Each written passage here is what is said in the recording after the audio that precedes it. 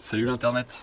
Alors aujourd'hui, je vais te parler de la réhausse d'un mur en pierre que j'ai fait. Donc je vais te parler de la rase, je vais te parler des fenêtres, je vais parler de la recette, je vais parler des rendements, je vais parler de enfin, voilà, plein de petites infos et astuces euh, que tu seras sûrement très content de connaître si tu t'apprêtes à te lancer dans un projet comme ça. Alors, bon, on va commencer par le début. La première chose que tu vas faire sur ton mur en pierre, c'est une arase. Ici.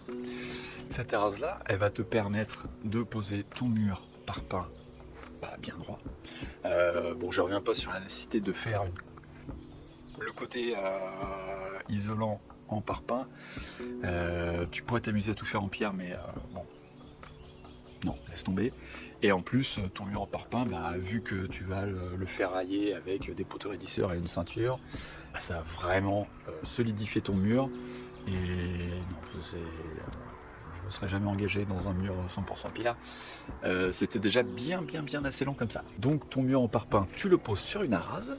Et pour faire ton arase, l'astuce, c'est que si tu coffres de chaque côté, côté pierre, côté parement, ton béton il va se voir. Pas joli. Donc du coup, ce que tu fais dans ce cas-là, c'est que tu coffres du côté isolant, du côté parpaing. Donc là, c'est ce qu'on peut voir derrière moi. Mais du côté pierre, en fait, tu vas monter les pierres un peu plus haut pour que ça fasse quasiment office finalement de coffrage.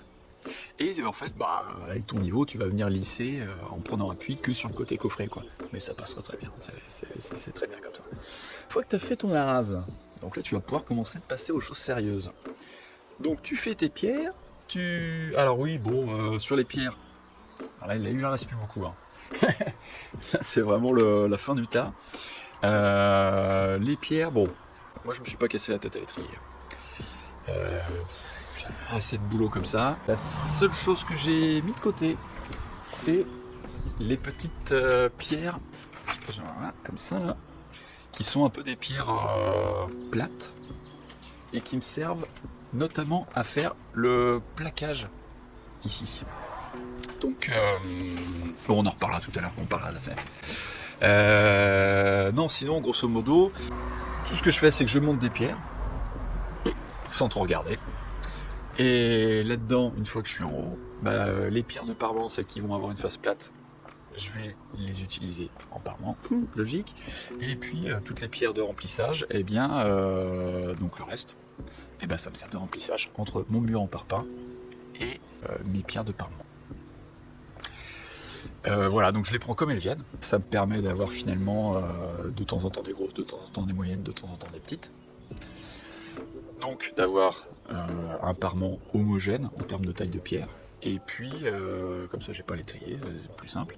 Et puis, autre petite astuce, du coup je prends les pierres comme elles viennent, et ensuite je cherche un endroit où les mettre sur mon mur.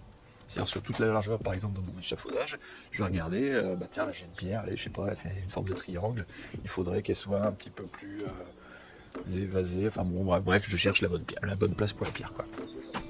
Ça, vous verrez bien comment ça se passe. Alors, pour la recette, c'est un volume de chaux pour 3 volumes de sable. Donc moi j'ai mes petites bottes de conserve, bref, je fais mon truc. Petite précision quand même, certaines personnes vous déconseilleront de mettre que de la chaux hydraulique. Alors on parle pas de NHL5, hein, on parle de 3,5. Effectivement, c'est peut-être pas hyper conseillé. Alors après, voilà, on va vous dire, oui, ça dépend de l'orientation de ton mur, etc. Les anciens, a priori, utilisaient que de la chaux aérienne pour faire ça, parce qu'elle est beaucoup plus respirante. Bon, je ne vais pas trancher ce débat-là. Moi, en tout cas, ce que j'ai fait, c'est que je mets un quart de chaux aérienne, sachant que je suis sur un mur nord et un mur ouest. Donc voilà, un quart de chaux aérienne, c'est L90. Ouais, je pense que c'est pas mal. C'est pas mal, sachant qu'évidemment, après les joints, par contre, je les finirai que à la chaux aérienne. Alors du coup, oui, quand je pose mes pierres, j'essaye un petit peu de laisser un retrait. Alors, je ne sais pas si on va voir grand chose ici, mais j'essaye de laisser un petit peu un retrait entre chaque pierre pour pouvoir mettre mon joint derrière, hein, histoire que j'ai moins gratté. les fenêtres, on peut parler fenêtres, tiens. Alors le linteau, très intéressant. Le linteau, on peut le voir ici. Bon, ici on voit rien. On va aller sur l'autre fenêtre. Le linteau, alors ça c'était pas mal. Donc j'ai fait mon coffrage là-haut là. J'ai fait mon coffrage avec une planche horizontale. Et ensuite j'ai mis mes petites pierres que j'avais sélectionnées plates, plus ou moins épaisses quand même. Ensuite j'ai recouvert de sable.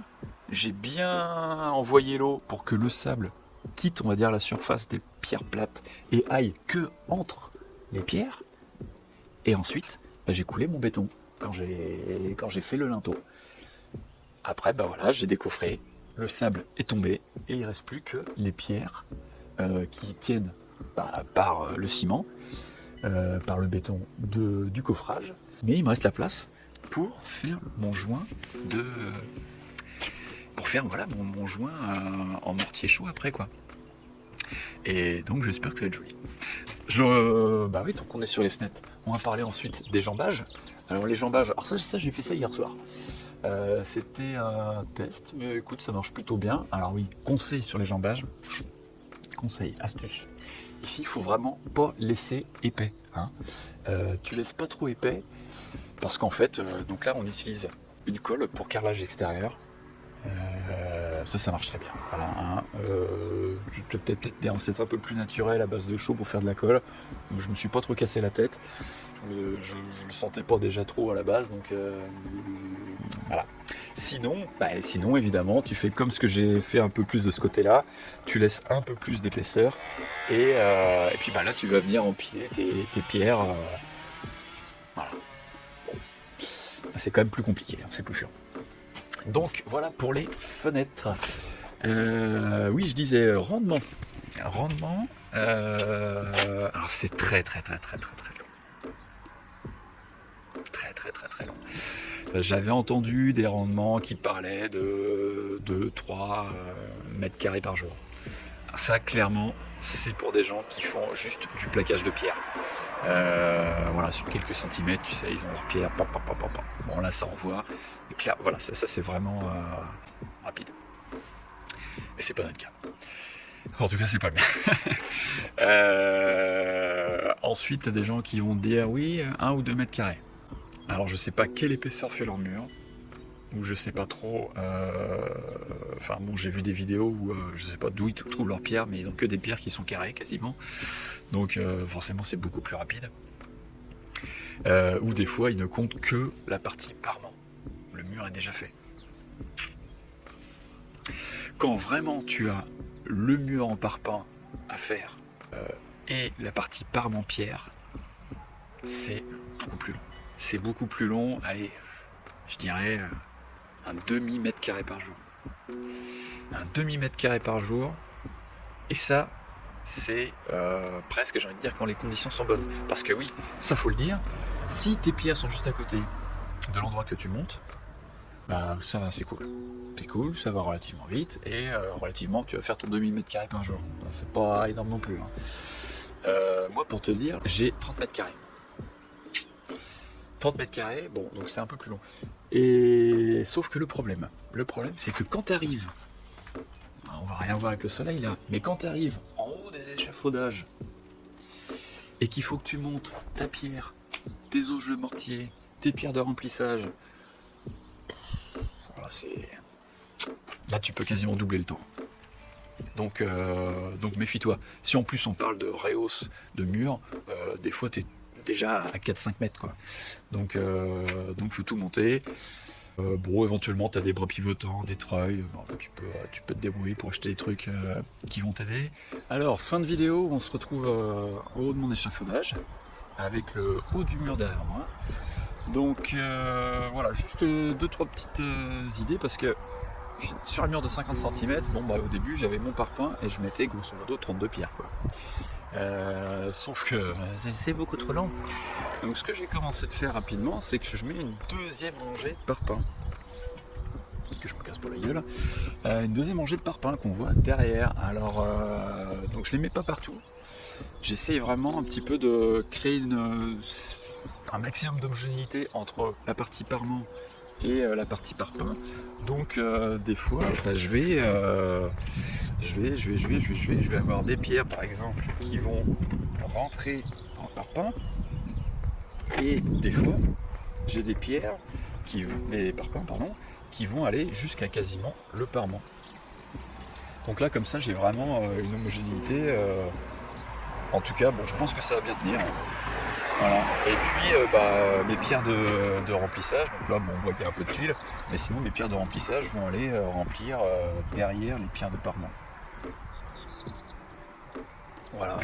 Ah oui, autre petite astuce, et j'utilise voilà, une petite planche de bois pour toujours vérifier ma longueur.